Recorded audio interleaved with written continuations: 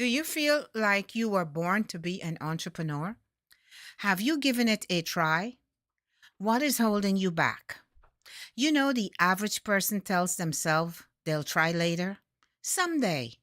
But procrastination can actually lead to nothing ever being done and possibly dying poor.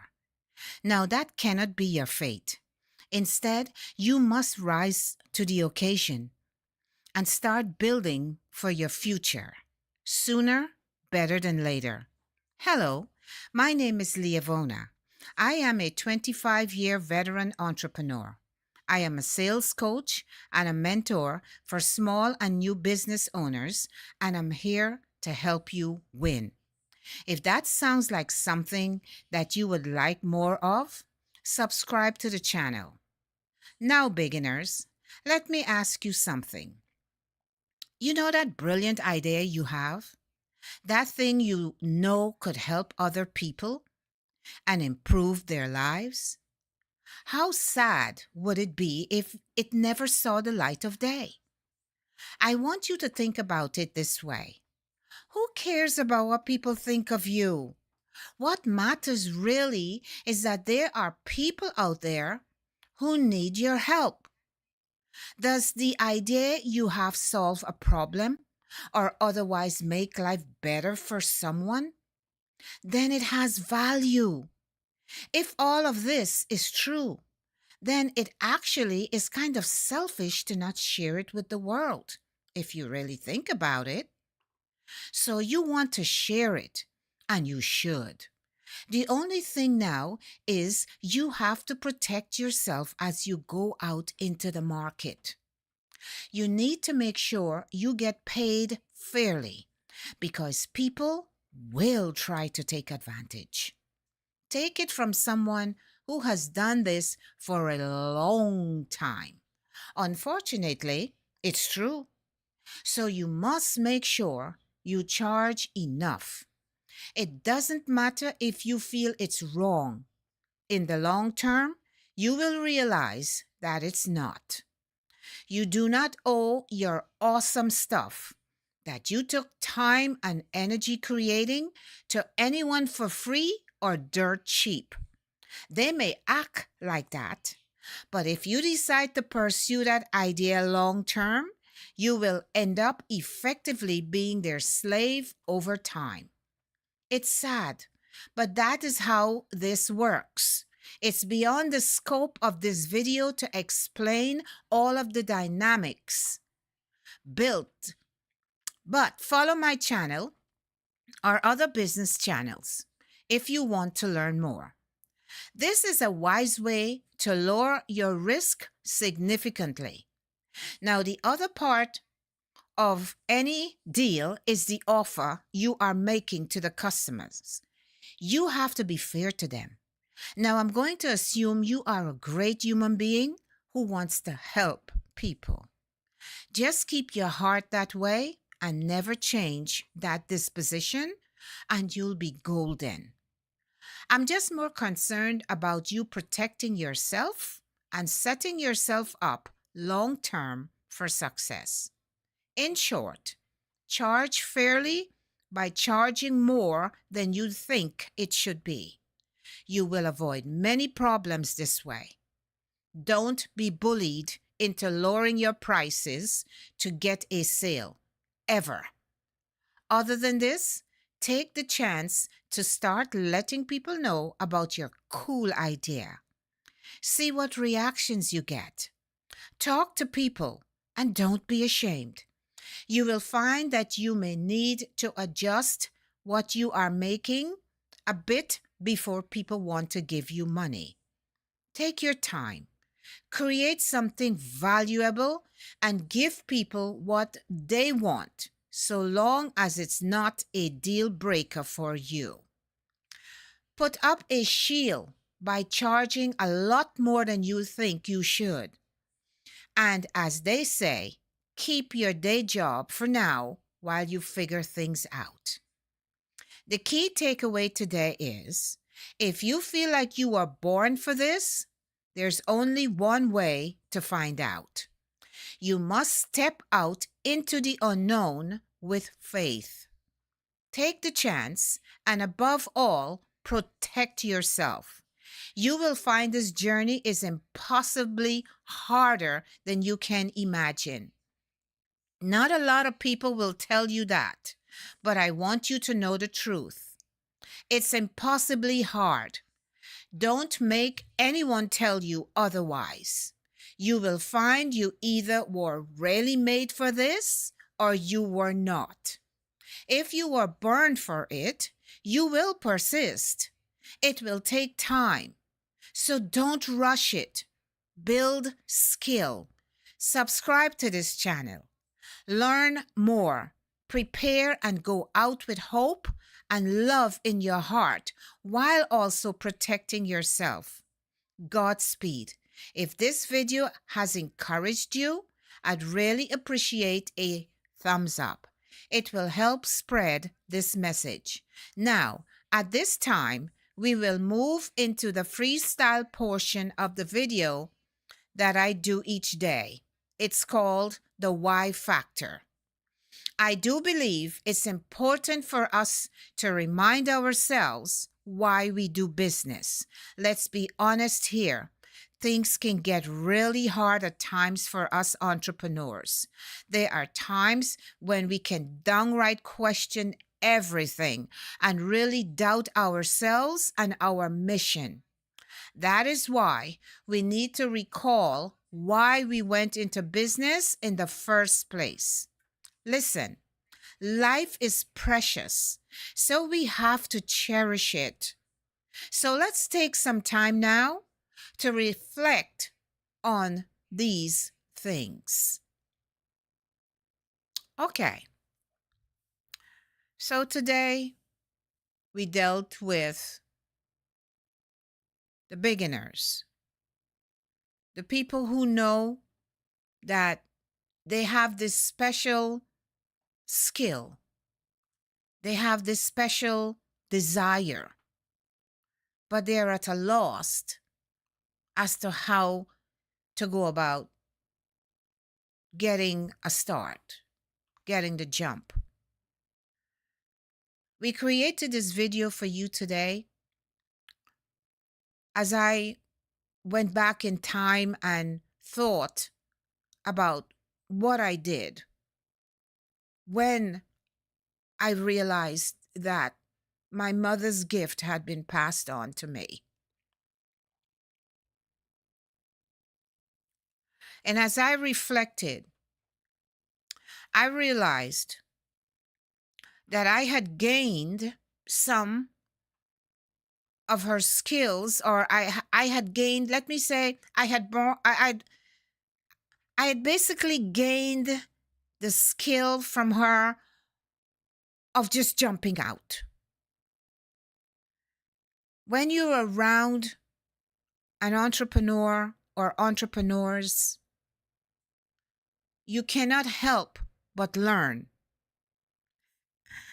And I remember my mother used to cook. In one of my videos, I said that woman could cook anything, and oh, so finger licking good. But my memories of my sweet mama, and as you listen to my videos, you'll realize I really loved her. She was taken from me when I was a little girl. But little things that she did, as she prepared every day for her business. You know, some mothers would not want to have a child around. She would let me come out. Back in the day when I was growing up, we didn't have, the seat that you can sit a child in. The child would be sat down on a little blanket and told sternly that they must not move. And so I remember that my mother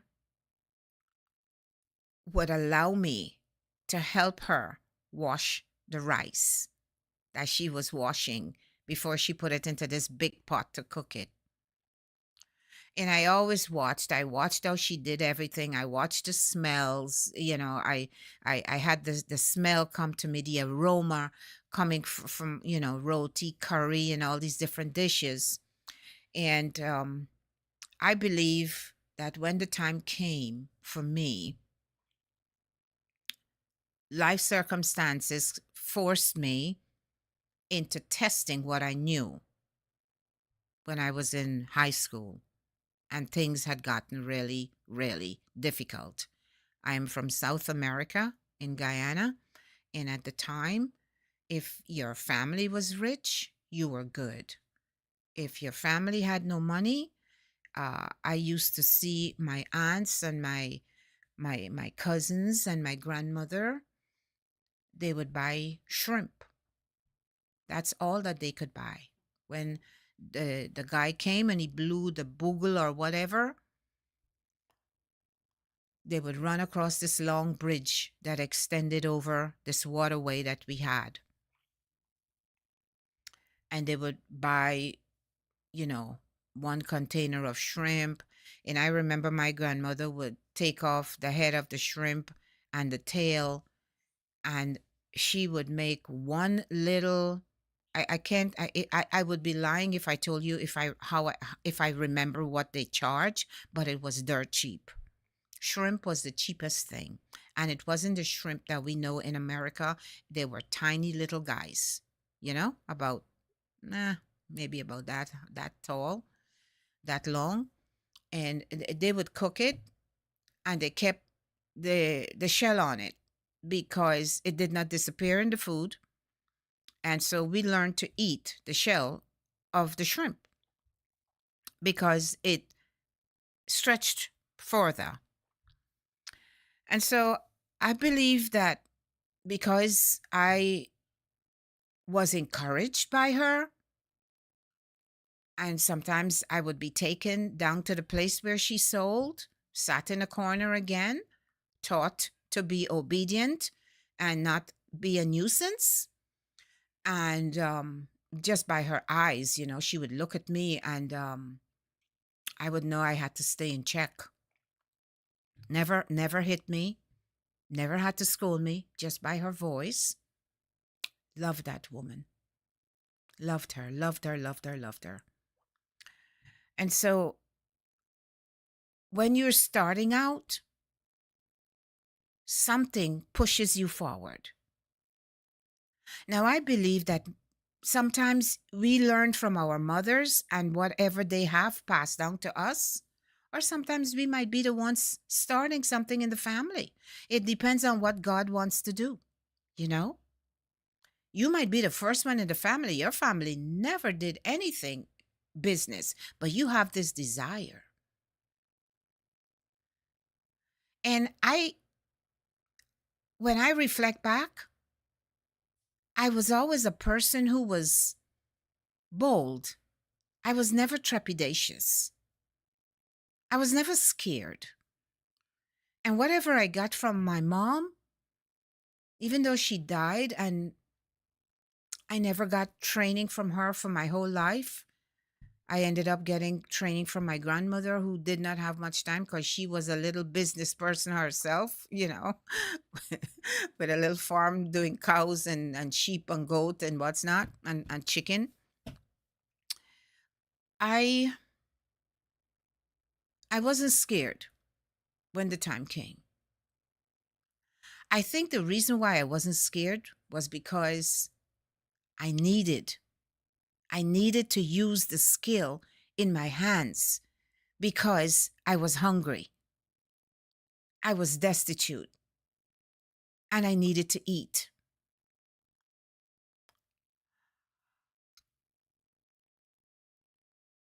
And so I just launched out. I never knew I could make these things, but I saw my mother making them. Oh, my poor customers. They never complained. So I guess I got it right. Let me tell you a little joke, and then I'm going to close with something.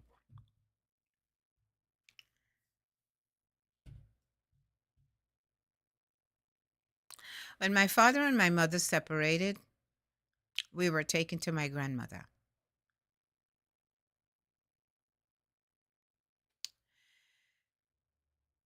And I had not lived with her long enough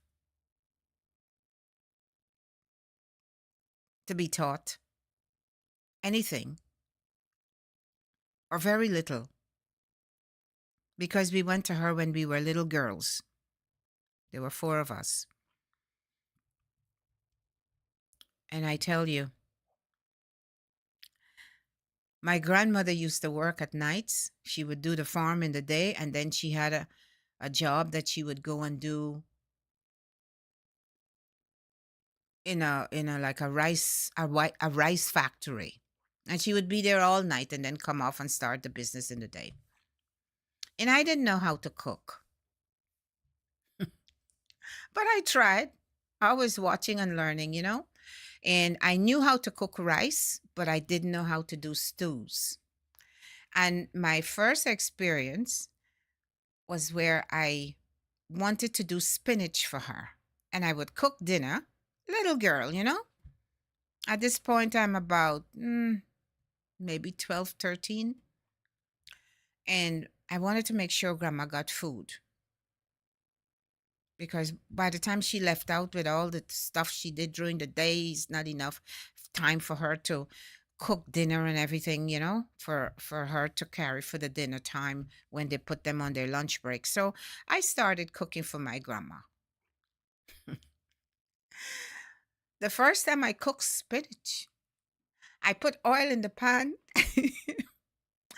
and I fried the spinach, and I didn't know you had to add water or something. I fried the spinach until it was crispy. And when you chewed it, it went crunch, crunch, crunch. I packed it up with love. I jumped on the bike I had to get down to her workplace and I put it in there for her. And I would hang around a little. And her friends, they were so bad, these women. They watch my grandmother eat her dinner and hear the crunch, crunch of the spinach. And they said, girly, you got some crunchy spinach there, girl. I felt so bad. I said, in my mind, wasn't it supposed to be crunchy? Ah, let me tell you, from that day on, I meditated on where I had gone wrong, and I started teaching myself that, okay, so I did it wrong the first time. I asked grandma what I did wrong, and she said you were supposed to not let the sauce dry out to where it's frying. It has to be some gravy in there. And I learned from that day that for every mistake I made, I could learn from it. I stayed calm and I processed and I corrected. And it became an absolute, absolute powerful weapon in my life as I started on the journey of being an entrepreneur, building businesses, and what's not. Every mistake, every mistake, every mistake, every mistake, I praise God for it. I watched it right in its face and I said, how can I fix this? How can I stop this from happening? Works like a charm. Works for life, works for business, works for raising children, everything. Every mistake is a beefsteak. When life gives you lemons, don't sit and say, woe is me. I got some lemonade to make. I will make lemonades from these lemons. All right? I hope this video was helpful. I hope the reflection I used today helps you in some way, shape, or form. We will start another session that we used to do at the beginning of this channel. We used to do questions, but we cannot know what questions would help you. So if you are interested in us starting the question and answer section again, my husband would throw questions at me and I would answer them. But we were new to that particular thing, and I had come back into the game after many years. And so the viewing and participation was not the greatest. At this point, we are not getting comments. So if you want more of me, ask me questions in the comment section. And I want to give you this piece of information about me. Every business that I've undertaken has moved off like a rocket. My businesses were done as brick and mortar, but every last one flew off. And I am in this internet space, and I implore you to ask me questions, get involved, because after a while, you get big and you build. You cannot have me exclusively. It's like everybody has comments, and I follow other people's channels. I have 3 coaches that I work with, and I know that you cannot answer everything. So I encourage you to take advantage of this slow period, because we will build and we will take off. And then I will not have as much time as I have now. All right? God bless you. I look forward to talking to you again tomorrow. It's always a pleasure. Good night.